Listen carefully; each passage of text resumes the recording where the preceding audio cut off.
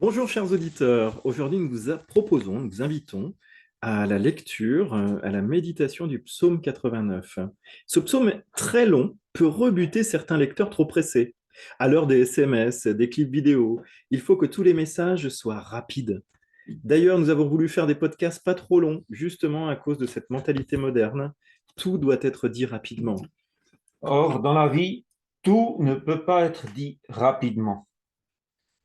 La vie, l'histoire des uns et des autres, l'histoire du salut, l'histoire d'Israël, ça a pris du temps. Il y a eu les promesses de Dieu et puis il y a eu l'accomplissement, mais l'accomplissement parfois est venu des centaines d'années après les promesses. Nous encourageons donc nos auditeurs à prendre le temps de lire les 53 versets de ce psaume 89. Ils y découvriront d'abord une très belle louange au Seigneur, une louange puissante où on est saisi par la transcendance du Dieu d'Israël.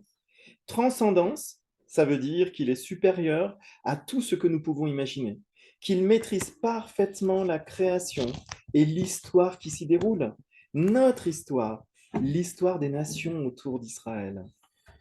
Nous avons peur du chaos, nous avons peur de la puissance des ténèbres, nous avons peur de la violence qui peut tout détruire, nous avons peur de la bestialité dont sont capables les êtres humains. Eh bien, toutes ces peurs, Israël les a vécues. Toutes les valeurs qu'il avait patiemment édifiées pendant des centaines d'années ont pu être balayées en un instant. Et le psaume 89 exprime une louange à Dieu qui maîtrise, qui maîtrise réellement cette puissance potentielle du chaos, compressant, pouvoir revenir, détruire l'humanité et même la création. Non seulement on la pressent, mais on la voit à l'œuvre. Les Juifs ont été confrontés au chaos, à la fin de leur nation, à la fin de toutes les valeurs qui les avaient aidés à construire leur nation. En l'an 586 avant Jésus-Christ, les Babyloniens ont détruit Jérusalem. Les Juifs, tous les Juifs, se sont alors demandé, où sont les promesses de Dieu à David?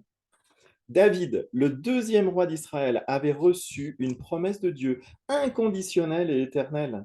Il y aura toujours un de ses descendants sur le trône de Jérusalem.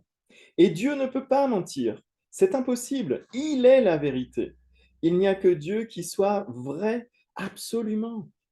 Malgré cette promesse de Dieu inconditionnelle à David, que toujours un de ses descendants sera roi à Jérusalem, les Juifs ont vu Jérusalem détruite.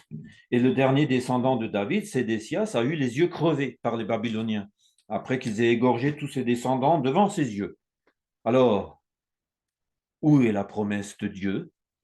Où est cette promesse qu'il a faite à David que Jérusalem ne cessera jamais d'avoir un fils de David qui règne sur le trône à Jérusalem? Devant la destruction de leur nation, les Juifs ont aussi été confrontés à la fragilité de chaque vie humaine. C'est pareil pour nous. Quand une catastrophe arrive, un tremblement de terre, une inondation, et qu'on voit toutes ces destructions, tous ces morts, on pense à notre propre fragilité et silencieusement, on se rassure en se disant, heureusement, ici je suis à l'abri. Pourquoi pensez-vous qu'il y a des millions de réfugiés qui viennent se réfugier chez nous depuis le Moyen-Orient, l'Asie, l'Ukraine, l'Afrique? Eh bien parce que notre pays a encore la réputation d'être un endroit tranquille où on peut envisager de vivre un peu plus longtemps sans être en danger à tout moment. Alors, que faire devant cette puissance du chaos qu'on voit à l'œuvre? Eh bien, on fera comme le psalmiste, comme Israël l'a fait. Nous allons prier, nous allons vivre plus de la prière dans notre vie. Prier comme dans ce psaume. Comment ils prient dans ce psaume, les Juifs? Eh bien, ils rappellent à Dieu ses promesses. Nous pouvons faire pareil. Dieu nous a donné des promesses en son Fils Jésus-Christ. Nous pouvons lui rappeler ses promesses. Et en même temps, plus on les lui rappelle, plus on les rappelle en fait à nous-mêmes. Nous pouvons le louer pour les promesses qu'il a faites et que lui est un Dieu véritable, un Dieu puissant, un Dieu créateur. Il peut nous sortir du désespoir. Il connaît évidemment notre désespoir. Alors on peut quand même lui en parler. Et petit à petit, nous découvrirons qu'il est vivant, le fils de David. Il est vivant, Jésus-Christ. Et non seulement il est vivant, mais il règne. Qu'est-ce qu'on veut dire quand il est dit de Jésus-Christ dans le credo des chrétiens, il est assis à la droite du Père? Ça veut dire qu'il règne. Il est mort, certes, mais pour régner. Il n'est pas mort pour qu'on pense à lui comme une de ces nombreuses victimes de la brutalité et de la cruauté humaine. Non, il est mort pour régner.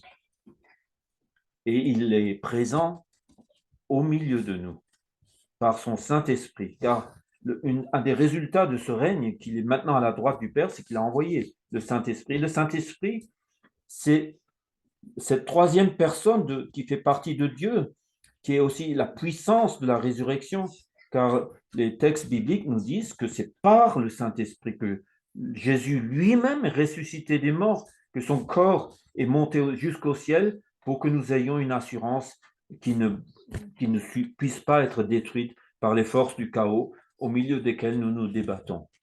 Jésus est ressuscité des morts. On vous bénit avec cette parole et on vous dit à bientôt, chers auditeurs.